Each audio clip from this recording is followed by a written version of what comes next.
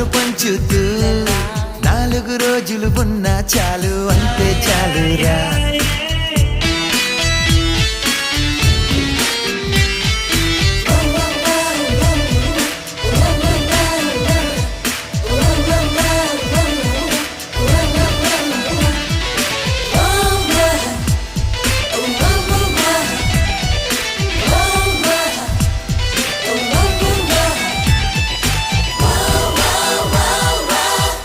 పండుని పొందాలి అంతా ఆనందం, అందిన వెంటనే పంచాలి ఎంతో సంతోషం, అల్లరి పనులే చెయ్యాలి అప్పుడే